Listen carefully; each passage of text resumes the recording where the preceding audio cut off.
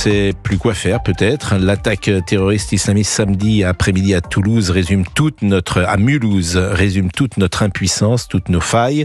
L'individu est un Algérien de 37 ans sous le coup d'un OQTF, obligation de quitter le territoire français. Il était arrivé illégalement en France en 2014. Il a été interpellé en 2023, condamné pour apologie du terrorisme à 6 mois de prison. Il sera libéré 50 jours avant le terme de sa peine. À 10 reprises, l'Algérie a refusé de le reprendre et de délivrer le laissez-passer consulaire. Une seule solution, l'assignation à résidence. Obligation de passer chaque jour au commissariat et donc nous laissons des bombes à retardement se balader tranquillement. Le droit, en l'espèce, ne protège plus. Est-ce que nous sommes condamnés à vivre de cette façon ?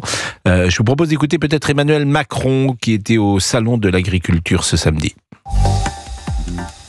Et je veux dire ici, donc à nouveau, la solidarité de la nation à l'égard de la famille et la détermination du gouvernement et la mienne de continuer le travail qui est le nôtre depuis 8 ans pour tout faire afin d'éradiquer le terrorisme sur notre sol. Mais la détermination est complète et au-delà de ce qui a été fait, nous prendrons évidemment tout acte utile pour répondre à ce qui vient de se passer. Gilbert Collard, c'est vrai que je suis là d'entendre notre bras ne tremblera pas, notre détermination est complète, nous savons ce que nous devons faire, etc. Et que rien ne change, parce qu'en fait, je le disais, rien ne peut changer. Toute la procédure fut respectée, toute la procédure est légale. C'est-à-dire que on a affaire à quelque chose qu'on ne pouvait quasiment pas éviter, qui était inéluctable, Gilbert Collard. Les mots, les morts. Les morts, les mots. Voilà. C'est le cycle infernal dans lequel on est maintenant enfermé. Des morts, des mots. Et rien ne se passe, rien ne se produit. Pour une raison très simple, dramatiquement simple, que l'on ne veut pas avouer, que l'on ne veut pas reconnaître. Retailleau a décidé de tenter de rétablir le délit de séjour irrégulier. Parce qu'on peut séjourner irrégulièrement en France sans risquer une seconde de garde à vue. La Cour de cassation, en 2012, a décidé, conformément à ce qu'exige l'Union européenne, qu'un individu qui entre irrégulièrement sur le territoire ne pourra pas être placé en garde à vue. Ne pourra pas. On va lui donner le temps de réfléchir, c'est ce que dit la directive européenne, de réfléchir au cas où il aurait envie de repartir. Bon, c'est un monde de fous, quoi, je veux dire. Bon, donc aujourd'hui, on a des hommes, des femmes qui entrent sur le territoire illégalement, irrégulièrement. Circulaire Valls 2012, qui a supprimé le délit de séjour irrégulier, et les gens font ce qu'ils veulent, comme ils veulent, quand ils veulent. Bon, donc on se heurte, et Retailleau va se heurter à l'Union européenne qui ne veut pas de sanctions d'emprisonnement quand il y a pénétration irrégulière sur le territoire. Pire même, faut le dire, le fait de violer la loi, le fait d'entrer illégalement sur le territoire, incroyable mais vrai, donne des droits. L'aide médicale d'État, les aides multiples, l'hébergement, etc. Bon, comment peut-on... Il y a l'hébergement également ? Également, bien sûr, oui, il y a des aides pour l'hébergement, il y a des aides multiples qui sont répertoriées. Il n'y a pas un hébergement automatique, si vous voulez, n'allons pas dire ça, on va se faire pilonner, hein. Mais il y a des aides multiples qui arrivent. Vous avez et puis les associations qui sont là, les associations également qui font un travail d'accompagnement. Voilà, vous avez des sites adaptés qui vous renseignent parfaitement sur ce qu'il faut faire. Moi, j'ai un de mes copains avocats qui m'a envoyé un petit mot il y a 30 secondes. Hein. Il est en train de remplir un document pour un client qui fait appel devant la Cour du droit d'asile, hein, la Cour d'appel. Et il me dit, il n'y a aucune mention sur les ressources. Il y a l'aide juridictionnelle, mais il n'y a pas de mention sur l'existence ou l'absence de ressources. C'est quasi automatique. Voilà, bon,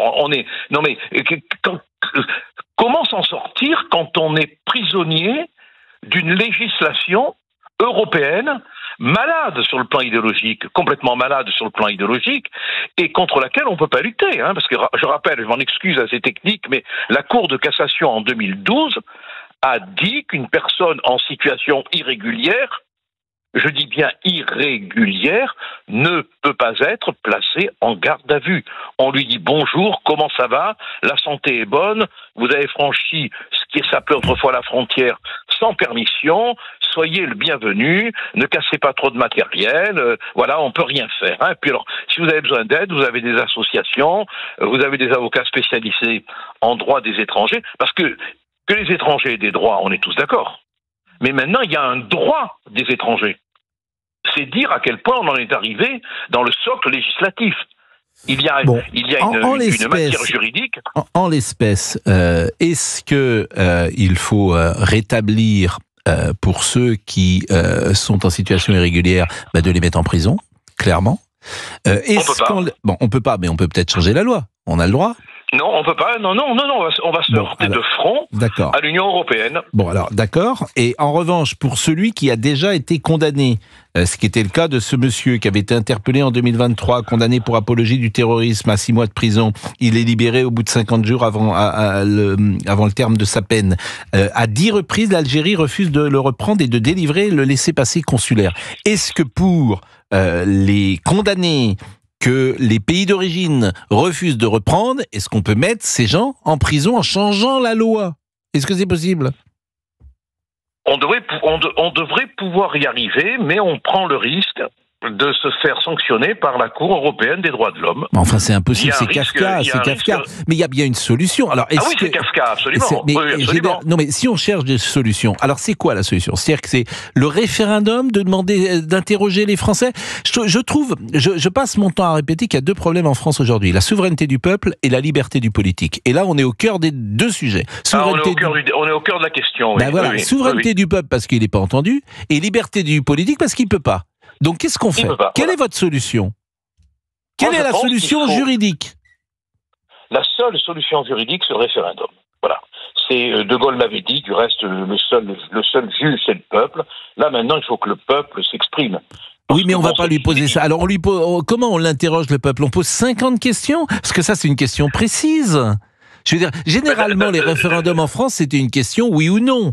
Donc là, il y a une multitude de questions qu'il faudrait poser. Oui, mais alors là encore, on va se heurter à une question constitutionnelle. Vous me direz, on a Ferrand comme président, donc tout va être réglé d'une manière mutuelle. Hein. C'est clair, il n'y a pas de problème. Bon, mais on va se heurter là aussi. Non, mais en réalité, tant, je veux dire que moi, je suis pas contre l'Union européenne. Hein, attention, qu'on se comprenne bien. Je suis pas systématiquement hostile à ce qui peut être l'Union des États européens. Hein, mais cette machine est devenue tellement folle sur le plan juridique que on ne peut plus se protéger, voilà. Il y a un moment donné où le droit devient l'ennemi du droit. Et on en est arrivé à ce point-là. Quand tout à l'heure vous parliez de Kafka, mais Kafka, il n'aurait même pas pu imaginer qu'un jour, on en arrive à donner des droits à des hommes ou à des femmes qui violent la loi territoriale. Vous vous rendez compte que dès l'instant où un individu pénètre sur le territoire français, frauduleusement, il a droit à l'aide médicale d'État, avec tout ce que cela comporte aussi d'abus dans les soins qui sont souvent des soins de confort. Bon, alors dès l'instant où on le dit ça, on est inhumain, on est violent, on est raciste, on est brutal. Mais rappelons quand même, si vous le permettez, que nous parlons alors qu'un homme vient de mourir. Que toute notre discussion, elle est à l'ombre de la mort d'un homme. Mais j'entends, mais c'est pourquoi je vous dis qu'est-ce qu'il faut faire. Et vous-même, qui pourtant connaissez parfaitement le droit, soulevez l'hypothèse du référendum, tout en disant qu'on n'est même pas sûr d'aller au bout du référendum avec le Conseil constitutionnel. Donc ce qui m'intéresse dans cette discussion, c'est comment cet homme-là, l'homme qui est mort... Moi, je vais vous dire une chose. Si vous me posez la question à titre personnel, moi je dénoncerai la Convention européenne des droits de l'homme. J'en sortirai. Mais on a le droit est-ce que la France peut faire ça? Oui, bien sûr qu'on a le droit, bien sûr. Et pourquoi on le fait pas? Qui permet d'en sortir. Pourquoi on le fait pas? Parce que tous nos hommes politiques veulent avoir le prix Nobel de la paix médiatique. Voilà. Vous comprenez? Si vous dénoncez la Convention européenne des droits de l'homme, vous êtes au banc de la société, quoi. Voilà. Alors que nous savons tous, et Retailleau le sait, que son idée, qui est très bonne, de créer un délit de séjour irrégulier, va se heurter à la Convention européenne des droits de l'homme. Alors ils en sont à dire en commission des lois qu'on ne prononcera pas une peine de prison en cas d'infraction, mais une amende. pour ne pas être oui, mais alors, condamné par la Cour européenne. On s'en sert quand on en a envie, parce que la Cour européenne des droits de l'homme, par exemple, Nicolas Sarkozy l'a saisi dans l'affaire des avocats qui sont écoutés. Et c'est pour ça qu'on n'en sort pas, parce que la Cour européenne des droits de l'homme, dans une affaire d'ailleurs qui vous concerne vous, c'est-à-dire qu'un client qui est écouté par son... qui parle avec son avocat, la France a jugé que c'était possible en France. La Cour européenne des droits de l'homme a une jurisprudence très précise là-dessus, et elle aurait dû s'imposer à la juridiction française, et Nicolas Sarkozy a saisi, à juste titre d'ailleurs, la CEDH.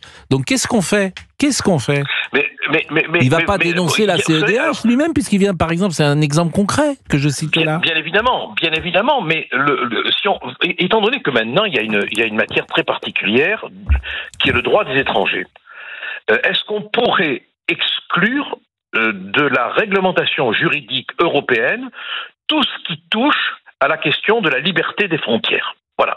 Pour rétablir un maintien de souveraineté, on pourrait parfaitement décider, les membres de l'Union européenne pourraient décider que tout ce qui touche à la question de la souveraineté des frontières relève du droit des États. C'est tout. Voilà. Je veux dire que on garde la Convention européenne, on garde les normes, mais tout ce qui touche à la notion de souveraineté territoriale sort du cadre juridictionnel et juridique de l'Union européenne pour revenir aux droits souverains des États. Et on ferait ce qu'on voudrait en matière de législation sur le droit des étrangers. C'est entendu. Vous avez peut-être vu passer également que sur l'affaire de Mulhouse, c'est votre ami Gilles William Goldnadel qui a parlé d'une magistrate qui s'appelle Madame Marin, Cyr Marin, qui est une ancienne responsable du syndicat de la magistrature et membre de la Ligue des droits de l'homme. Et cette dame, ce week-end, a expliqué que le fait de pointer tous les jours, de faire pointer tous les jours le terroriste de Mulhouse a pu le pousser à passer à l'acte, car vécu comme une humiliation. Et cette dame, je le précise, dirigeait le syndicat de la magistrature. Donc quand vous parlez d'idéologie, c'est pourquoi je rebondis, cette idéologie, alors est-ce qu'elle est majoritaire ou pas parmi les magistrats? Visiblement pas. Je crois que c'est 30%, le syndicat de la magistrature. Oui, même moins maintenant. En 2022, c'était 33%. Après le mur des cons, c'était tombé à 20%, mais en 2022, voilà, c'était quand même remonté à 33%. Bon, mais comprenez qu'il y a une idéologie que vous venez de signaler d'ailleurs, mais qu'on trouve. Je vous assure, si vous retrouvez Monsieur Collard face à un magistrat qui est syndiqué au syndicat de la magistrature, je pense que votre dossier, il part pas bien. Ah, c'est pas bon. Non. C'est pas bon. Il part pas bien. J'aurais une sacrée trouille. Oui. Il part pas bien. Bon, je vous remercie en tout cas. Je vous remercie de ces explications qui sont toujours très très claires et très pédagogiques. Merci beaucoup, Gilbert Collard. Je rappelle que vous êtes ancien député européen du Rassemblement national et aujourd'hui que vous avez mis fin à vos activités d'avocat. Ah oui. Je me suis remis à réfléchir. Ah parce qu'avant vous réfléchissiez pas. Non, je ne crois pas. Mais en revanche, qu'est-ce que vous... La politique rend un peu con. Oui. Qu'est-ce qu'un homme comme vous, si actif et si brillant, permettez-moi de le dire, même si on peut ne pas partager vos avis, bien sûr, mais qui est quand même... Bien sûr, j'espère. Qu'est-ce que vous faites de vos journées ? Alors moi, je lis, j'écris, je m'occupe du collège de criminologie clinique que j'ai organisé, dans lequel il y a plein de monde qui vient et on étudie des cas criminels, on réfléchit dessus, et puis... Vous n'avez pas envie de monter sur scène comme votre ami Dupond-Moretti qui est au Théâtre Marigny ? Si je devais monter sur scène après Dupond-Moretti, je serais forcément meilleur. Voilà, j'en suis sûr, j'en suis certain. Voilà, mais oui, voilà. Bon. Rideau. Bon, merci en tout cas, vraiment.